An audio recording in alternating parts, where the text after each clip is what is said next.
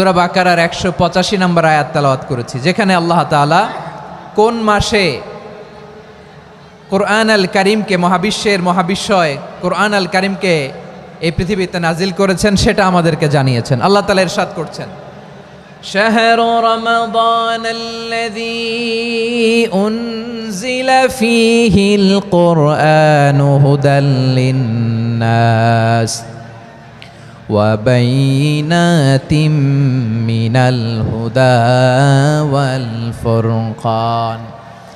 আল্লাহ বলেন রমাদান এমন একটা মাস যে মাসে কোরআন নাজিল করা হয়েছে, আর এই কোরআন হচ্ছে বিশ্ব মানবের জন্য পথ নির্দেশিকা, হেদায়েতের সুস্পষ্ট বর্ণনা এবং সত্য মিথ্যা পৃথক করার আসমানি মানদণ্ড রূপে জামিনে আমাদের জন্য কোরআন নাজিল করেছে কে? আওয়াজ করে বলেন তো, আল্লাহর নাজিল করা এই কোরআনে কোনো ভুল আছে? সবাই বলেন নাই। সবাই বললে এতটুকু আওয়াজ হয় আমি বিশ্বাস করি না।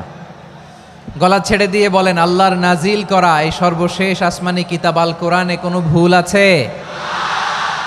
সন্দেহ আছে? সংশয় আছে? বিয়ন্ডলেস, বাউন্ডলেস, বটমলেস, এমন কিতাব যেটা পড়ে গবেষণা করে এর তথ্য উপাত্ত ইনফরমেশন লেসন নিয়ে শেষ করা যায় না। সুবহানাল্লাহ।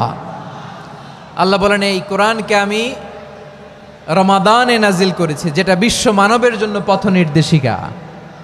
এতে আছে হেদায়েতের সুস্পষ্ট বর্ণনা আর সত্য মিথ্যা পার্থক্য করার মানদণ্ড, কোনটা সত্য কোনটা মিথ্যা এটা কোরআন দিয়ে ডিফারেন্সিয়েট করা যায়। কোরআন হচ্ছে ফুরকান, to differentiate between right and wrong. কোনটা সত্য কোনটা মিথ্যা, কোনটা ভুল কোনটা নির্ভুল, এটা কোরআন দিয়ে যাচাই করা যায়। চিল্লায় বলেন ঠিক কিনা? এজন্য এই কোরআন দিয়ে আমাদের জীবন সাজাতে হবে। কোরআন দিয়ে জীবন না সাজালে জীবন আলোকিত হয় না। কোরআন দিয়ে পরিবার না সাজালে পরিবার আলোকিত হয় না। কোরআন দিয়ে সমাজ না সাজালে সমাজটা শান্তিময় হয় না। শুধু দুর্নীতি দমন কমিশন দিয়ে দুর্নীতি বন্ধ করা যায় না। কোরআনের আইন বাস্তবায়ন করা ছাড়া এই সমাজ থেকে দুর্নীতি বন্ধ করা যাবে না। চিল্লায় বলো ঠিক কিনা? আমার প্রিয় ভাইয়েরা, এই কোরআন নাজিল হয়েছে রমাদান আল মুবারক, এই বরকতময় মাসে।